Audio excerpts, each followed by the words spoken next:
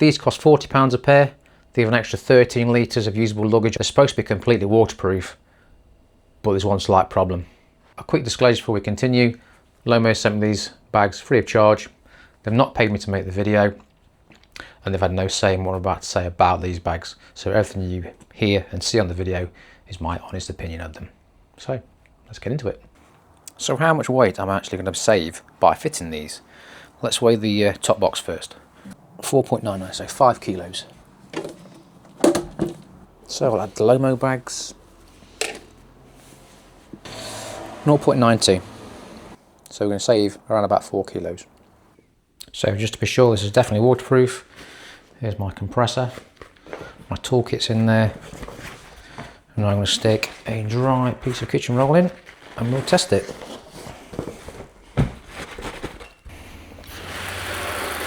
So the Lomo bags are 6.5 litre each. You've got 2 straps to go around the crash bars, which loop through this pad here. They're a roll down type bag. Lomo suggests 3 rolls down and then clip them together. But I shall show that once they're full. So they are fully waterproof, RF welded seams. Right, let's get it on the bike. These are the Lomo straps. I've cut some red ones so you can see on camera the routing. Lomo's website states that these are a universal type fitment, so they aren't going to fit every bike. And depending on how your crash bars are, will depend on whether these are going to fit on nice and simply, or whether they're going to be a bit more challenging, like these are. So as you can see on the GS, it's got a curved crash bar. If you've got straight crash bars with welds on this side, you're going to have no issues fitting them at all. So basically you've got the strap there.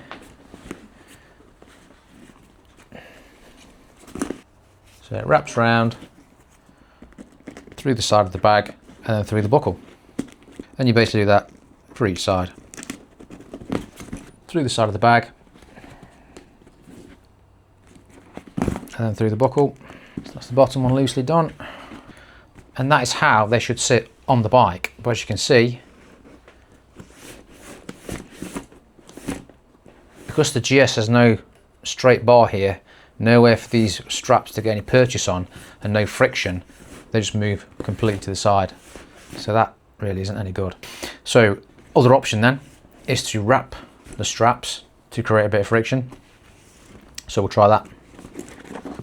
So I'm going to load it up with my tool roll. This is normally what I carry in the top box.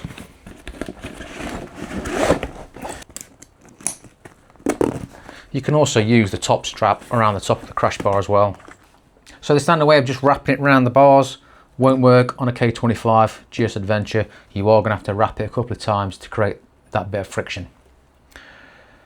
It is a bit better, but there's still a lot of slack there and a lot of sliding. So I'm going to try something else.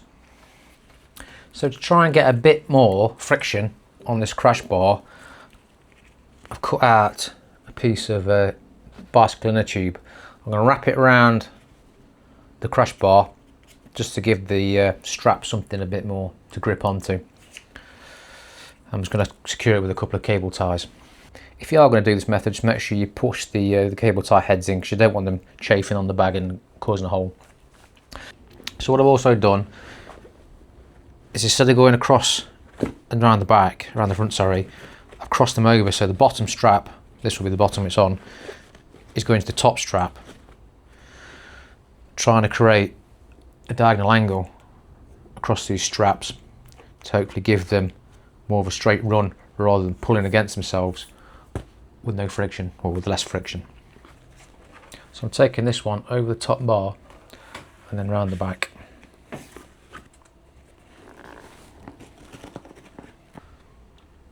So the top strap feeds around the back here and comes out around the bottom. So the rubber is just there, that's feeding that strap, and then the rubber there.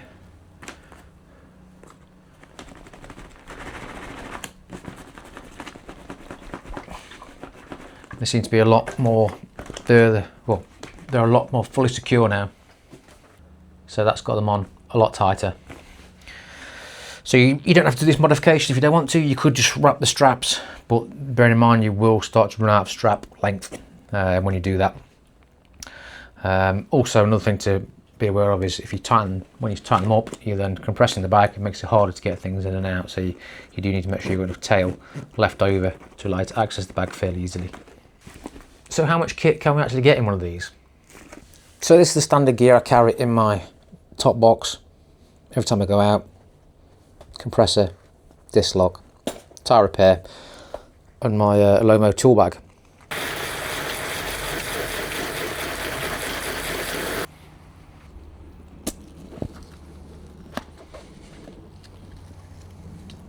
And there we are, completely dry, not a drop on it. So, definitely waterproof.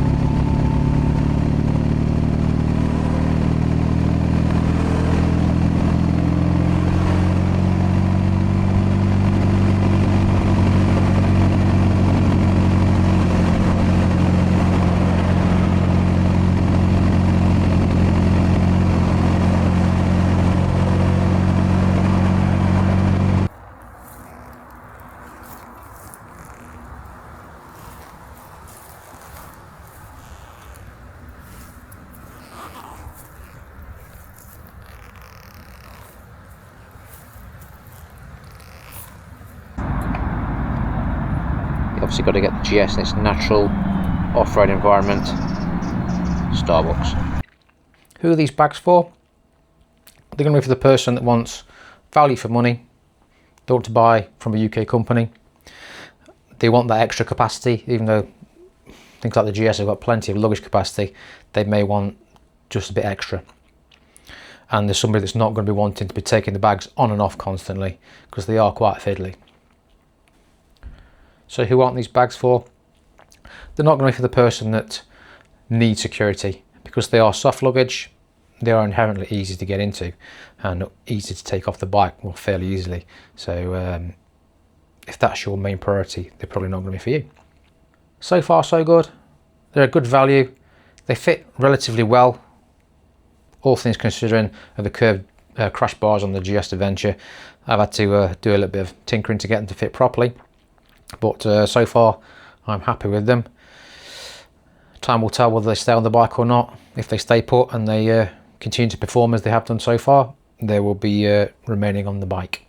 If you want a pair of these or any other motorcycle gear from Lomo, just go to their website, lomo.co.uk. All I need to do now is get out, ride, and see how they go. If this video has helped you in any way, please consider subscribing and follow me for more GS and Monkey adventures.